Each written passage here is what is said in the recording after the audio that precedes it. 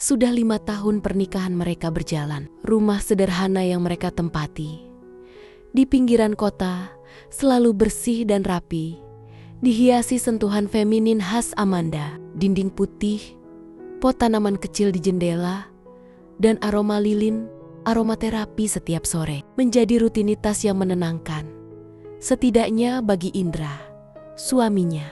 Namun, di balik kehangatan itu, tersimpan sebuah kecemasan yang diam-diam mulai tumbuh menjadi jurang. Amanda, 27 tahun, memiliki tubuh yang montok dengan tinggi 165 cm dan berat 80 kg. Kulitnya putih mulus, wajahnya manis dengan mata teduh dan bibir penuh. Ia tipe wanita yang membuat orang menoleh 2 kali. Tapi di balik senyumnya, ada luka yang tak bisa disembunyikan lagi. Ia belum bisa memberikan seorang anak untuk Indra. Indra bukan tipe pria yang banyak menuntut. Tapi sejak 2 tahun terakhir, ia mulai lebih sering bertanya, "Kapan kita punya anak ya?" Pertanyaan yang awalnya terdengar sebagai doa itu, lama-lama terasa seperti tuntutan.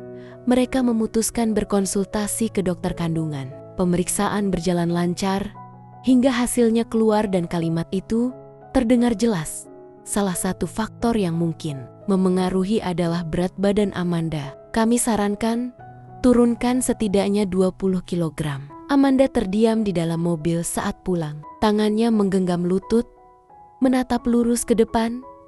Indra memecah keheningan. "Sayang, ini bukan salahmu. Kita bisa hadapi bareng ya." "Bareng?" gumam Amanda. "Tapi yang harus turun 20 kilo kan cuma aku." Indra menoleh, tersenyum pelan. "Aku bakal bantu, makan bareng, olahraga bareng. Gak akan kamu sendirian." Amanda mencoba tersenyum, tapi sudut bibirnya tidak bergerak. Ia tahu suaminya berniat baik, tapi ada bagian dari dirinya yang merasa gagal, merasa tidak cukup sebagai istri. Keesokan harinya, Amanda mengenakan sepatu lari yang sudah lama tersimpan di lemari. Ia memulai jogging pagi di taman perumahan. Nafasnya cepat terengah-engah hanya dalam 5 menit. Keringat mulai menetes, setiap langkah terasa seperti hukuman atas tubuh yang tak sesuai harapan. 3 hari berlalu dengan rutinitas yang sama. Hingga suatu pagi, setelah jogging, ia mampir ke coffee shop kecil di pojok taman. Tempat itu terlihat sederhana, tapi selalu ramai. Amanda memesan infused water dan duduk di sudut. Saat itu, matanya tertuju pada pintu setengah terbuka di bagian belakang kafe. Dari celahnya, terlihat alat-alat kebugaran. Barbel, bench press, bahkan treadmill kecil. Penasaran, Amanda mendekat. Seorang pria muncul dari arah dapur sambil membawa botol air besar. Usianya sekitar 27, tinggi, bertubuh atletis, dan memiliki senyum lebar yang terkesan santai. Halo, lihat-lihat alat ya?" tanyanya. Amanda sedikit kikuk. "Iya, saya cuma penasaran. Ini buat pribadi, nama saya Bima, pemilik tempat ini. Alat-alat itu dulunya saya pakai untuk kerja. Saya sempat jadi personal trainer beberapa tahun." "Oh, menarik," jawab Amanda. Ia menatap alat-alat itu dengan mata yang berubah. Sebuah ide mulai muncul dalam pikirannya. "Kalau butuh tempat latihan, boleh kok. Nggak resmi sih, tapi lumayan daripada gym yang mahal itu." Amanda ragu-ragu sejenak. "Serius boleh?" "Serius," kata Bima sambil tersenyum. "Saya bisa bantu pandu juga kalau mau. Gratis, asal rajin datang." Pandangan Amanda beralih ke tubuh Bima. Keringat di lehernya, kaos ketat yang memperlihatkan otot punggung, semuanya mengisyaratkan satu hal. Pria ini tahu apa yang dia lakukan. "Baiklah," katanya pelan. "Saya coba." Dan disitulah semuanya bermula. Ruangan belakang coffee shop itu tak terlalu luas. Dindingnya dari batu bata ekspos, lantainya semen halus, dengan ventilasi udara yang tidak terlalu besar. Beberapa alat fitness disusun rapi. Di sudut ruangan, ada cermin besar menempel di dinding, menghadirkan pantulan tubuh siapapun yang sedang berlatih di dalamnya. Hari pertama Amanda datang dengan kaos longgar dan celana training hitam. Rambutnya diikat seadanya. Ia membawa sebotol air dan wajah canggung. Bima sedang menyapu lantai ketika ia masuk. "Pagi," sapa Amanda. "Pagi juga." "Siap bakar lemak?" goda Bima sambil menurunkan sapunya. Amanda tersenyum tipis. "Siap ngos-ngosan?" Lebih tepatnya, sesi latihan dimulai dengan pemanasan ringan. Bima menunjukkan beberapa gerakan dasar. Amanda mengikuti. Napasnya mulai terengah. Meski baru 10 menit, keringat mengalir dari pelipis ke lehernya, lalu turun ke belahan dadanya yang tersembunyi di balik kain kaos. Bima memperhatikan dengan pandangan profesional. Setidaknya pada awalnya, coba tahan posisi plank, tangannya sedikit ke depan. Bukan begitu. Sini." Bima berdiri di belakang Amanda, tangannya menyentuh punggung bawah wanita itu, membetulkan posisi. Sentuhan itu cepat, tidak kasar, tapi cukup untuk membuat kulit Amanda bereaksi. Ia menggigit bibirnya, menunduk dalam-dalam. "Gitu, Bim?" "Yap, itu udah bagus." Latihan berlanjut. Beberapa kali, Bima menyentuh lengan, bahu, bahkan pinggang Amanda, membetulkan postur. Ia selalu menjaga batas. Namun nada suaranya mulai berubah. Lebih lembut, lebih personal. "Badan kamu lentur juga ya?" "Nggak nyangka." Amanda tertawa kecil.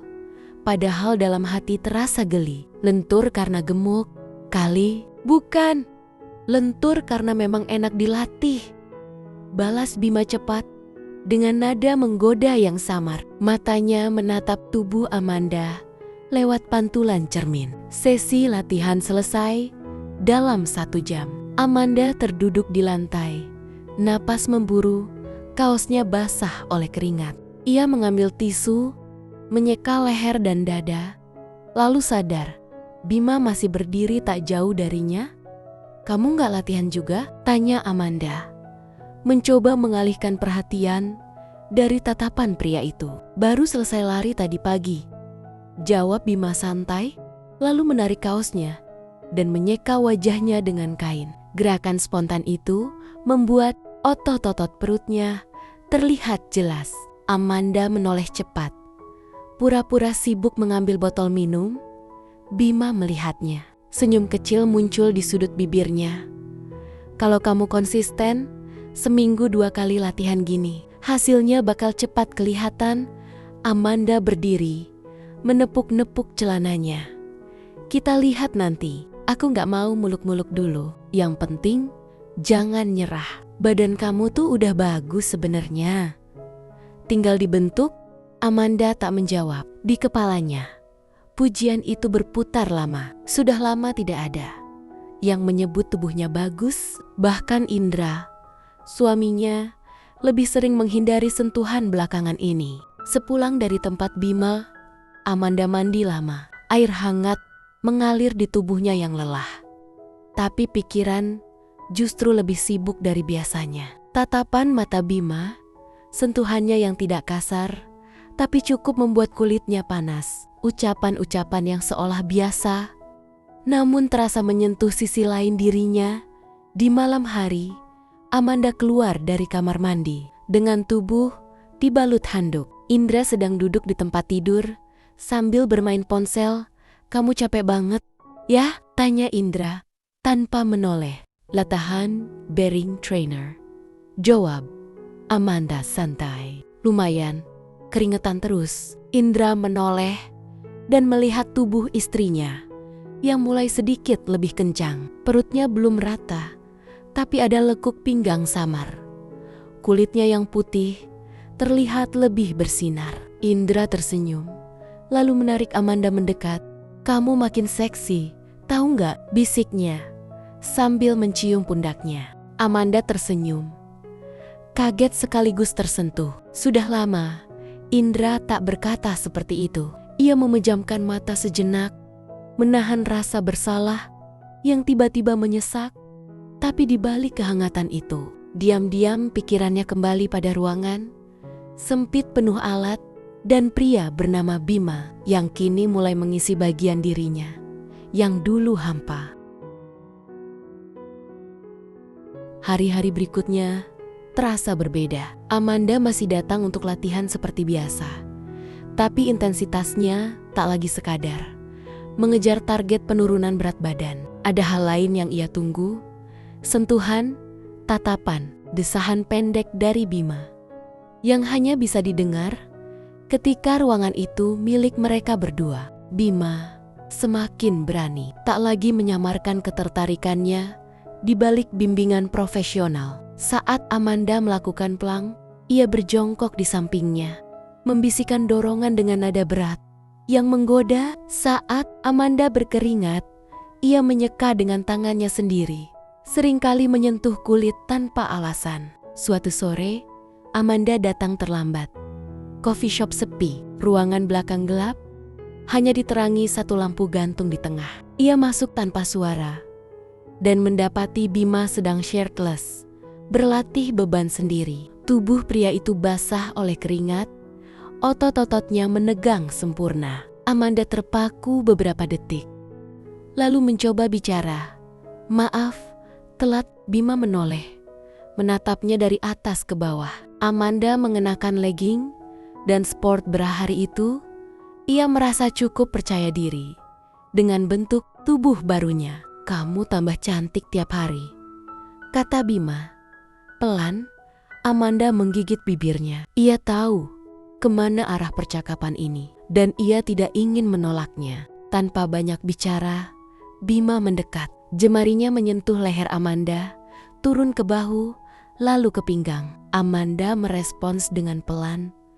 Tubuhnya menegang, tapi tidak menghindar. Ciuman datang cepat kali ini, lebih dalam, lebih liar. Bibir mereka saling menyedot, tangan saling meraba tanpa malu.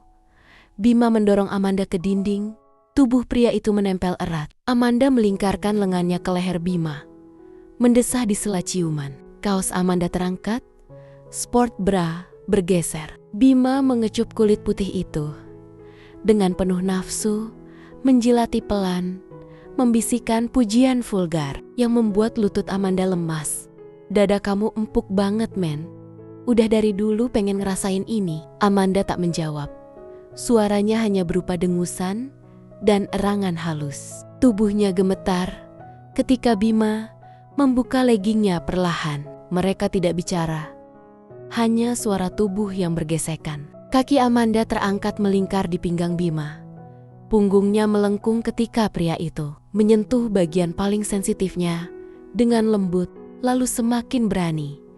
Ketika semuanya selesai, Amanda terduduk di matras. Tubuhnya masih berkeringat, rambutnya acak-acakan. Bima duduk di sampingnya, menyandarkan kepala ke dinding sambil menarik napas panjang. "Gila," gumamnya. "Kamu bikin aku ketagihan." Amanda tak menjawab. Ia menatap langit-langit, lalu pelan berkata, "Kita nggak seharusnya kayak gini." Bima menoleh, wajahnya serius. "Tapi kamu juga nggak mau berhenti kan?" Amanda menutup mata. Ia tak sanggup menjawab. Di rumah, Indra memperhatikan tubuh Amanda dengan lebih intens dari sebelumnya. Saat mereka bercinta malam itu, Indra terlihat lebih bergairah. Bahkan menyentuh bagian tubuh Amanda yang biasanya ia abaikan. Setelah selesai, ia berbaring dan berkata pelan, "Aku suka kamu kayak gini. Padat, lembut. Kamu tahu nggak? Aku sebenarnya suka perempuan yang berisi." Amanda terkejut. "Serius?" Indra mengangguk. "Aku cuma gak mau kamu sakit, itu aja. Tapi dari awal nikah pun aku suka banget tubuh kamu. Cuma aku ngerasa kamu gak pede sendiri." Mata Amanda memanas. Kalimat itu seperti pukulan. Jika Indra menyukai tubuhnya sejak dulu, kenapa dorongan untuk berubah harus datang dari orang lain. Pikirannya kembali pada Bima, pada tangan pria itu, pada tubuhnya yang menyatu dengan pria lain, di ruangan belakang yang sempit dan panas. Malam itu, Amanda menangis pelan, membelakangi suaminya yang sudah tertidur. Perasaan bersalah mulai menumpuk, tapi tubuhnya, tubuh yang kini dikenali dan dihargai dua pria, terus menuntut kenikmatan yang tak bisa ia tolak. 2 bulan berlalu. Berat badan Amanda turun hampir 10 kilogram. Ia makin percaya diri, makin bersinar, dan makin sering datang ke tempat Bima. Kadang hanya untuk bicara, kadang untuk lebih dari itu. Suatu sore, Amanda merasa mual saat bangun tidur. Ia pikir karena kelelahan, tapi rasa itu terus muncul 3 hari berturut-turut. Indra yang melihat perubahan itu langsung menyarankan tes kehamilan. Di klinik, dokter memeriksa hasil USG lalu tersenyum. "Selamat Ibu Amanda, Anda hamil 5 minggu." Indra memeluk istrinya erat. Wajahnya dipenuhi haru dan kegembiraan yang tulus. Amanda hanya bisa tersenyum. Air mata menetes di pipinya. Tapi di dalam hatinya, badai mulai membentuk pusaran yang menyesakkan. 5 minggu lalu, antara tubuh Indra dan tubuh Bima, Amanda tidak bisa memastikan. Kabar kehamilan Amanda menyebar cepat di antara keluarga dan sahabat. Indra tampak seperti pria paling bahagia di dunia. Ia mulai menata kamar yang akan dijadikan ruang bayi, memborong buku tentang kehamilan, dan semakin memperlakukan Amanda dengan perhatian yang luar biasa. Setiap pagi, ia mencium perut istrinya yang masih datar sambil berbisik, "Ayah tunggu kamu nak." Tapi di balik senyum Amanda, ada ketakutan yang tak bisa ia redam. Ia menghitung lagi dan lagi. 5 minggu, itu saat dimana ia dan Bima sedang berada dalam hubungan fisik paling intens. Hingga kini, ia tak pernah bilang pada Bima tentang kehamilannya. Hubungan mereka memang tak lagi seberani dulu. Amanda lebih banyak menghindar sejak kabar itu muncul. Namun sesekali, setelah latihan ringan yang ia tetap jalani, atas saran dokter, Bima masih mencoba mencuri waktu berdua. Sore itu, mereka duduk di bangku panjang di ruang belakang. Amanda menyeka keringat di lehernya. Bima menatapnya lama, lalu akhirnya bertanya, "Kamu jauhin aku, men? Ada yang berubah?" Amanda tak langsung menjawab. Ia menatap dinding kosong di seberangnya, lalu akhirnya berbisik, "Aku hamil." Bima diam lama, lalu dengan suara serak, ia bertanya, "Anak Indra?" Amanda menelan ludah, matanya memerah. "Aku nggak yakin." Keheningan panjang mengisi ruangan. Bima bersandar, menutup mata. Ia tak marah, tapi di wajahnya ada bayangan kecewa yang dalam. "Aku nggak minta kamu ninggalin dia," ucap Bima akhirnya. "Tapi kalau anak itu anakku, aku mau tahu. Aku mau ada di hidup kalian, meski cuma dari jauh." Kalimat itu membuat dada Amanda sesak. Ia tidak pernah berpikir Bima akan berkata seperti itu. Ia mengangguk pelan, tanpa suara. Hari-hari kehamilan berjalan dengan tenang. Indra menjadi suami yang sangat penuh kasih. Ia menyiapkan semua kebutuhan Amanda, menemaninya kontrol rutin, bahkan merekam detak jantung janin dengan penuh haru. "Kamu ibu paling hebat," bisik Indra suatu malam ketika mereka berbaring berdua. Tangan menyentuh perut Amanda. Amanda menggenggam tangan suaminya erat. Di sisi lain, hatinya terus dihantui rasa bersalah. Ia masih tak bisa berkata jujur. Setiap kali hampir mengaku, wajah bahagia Indra seolah menahannya. Ia tak ingin menghancurkan itu. Di minggu ke-14, jenis kelamin bayi diketahui. Laki-laki. Indra memeluk Amanda erat. Ia mencium perutnya sambil tersenyum lebar, lalu berkata, "Kita kasih nama siapa ya? Kamu duluan deh." Yang pilih, Amanda hanya tersenyum. Tapi Saat Indra tertidur malam itu, ia menatap lenggit-lenggit kamar dengan mata terbuka lebar. "Kalau kamu anak Bima, haruskah ibu tetap diam?" batinnya. Beberapa hari kemudian, Amanda kembali ke coffee shop Bima. Ia sudah lama tak bertemu pria itu. Kali ini tidak untuk berlatih. Ia hanya ingin bicara. Bima menyambutnya di depan. Tubuhnya tetap sama kuat, gagah, tenang. Tapi dari sorot matanya ada rindu yang tak sempat dituntaskan. "Aku pengen lihat kamu. Dan aku ingin bilang terima kasih." "Terima kasih?"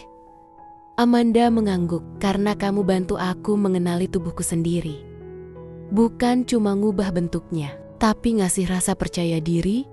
Bima menatap mata Amanda lama. "Kamu tahu nggak, aku belum pernah sedekat itu sama perempuan manapun, bahkan yang nggak punya suami." Amanda menghela napas.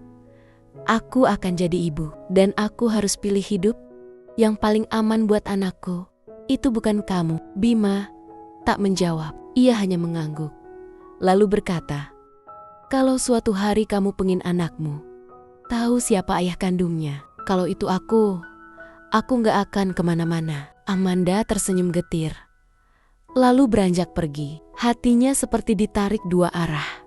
Tapi ia tahu, dalam hidup nyata tak ada tempat untuk cerita yang terlalu rumit. 3 bulan kemudian, bayi laki-laki itu lahir. Indra menangis bahagia saat memeluk anaknya untuk pertama kali. Amanda menatap keduanya dengan perasaan campur aduk, senang, takut, dan lega di lubuk hatinya. Ia masih menyimpan satu rahasia yang hanya diketahui dirinya dan Bima. Anak itu tumbuh sehat. Wajahnya mirip Amanda, tapi ada bentuk alis dan garis dagu yang entah kenapa mengingatkan Amanda pada seseorang yang tak lagi ia temui. Ia memberi nama bayinya Raka, nama yang berarti terang, tapi juga berarti rahasia yang tak akan pernah padam.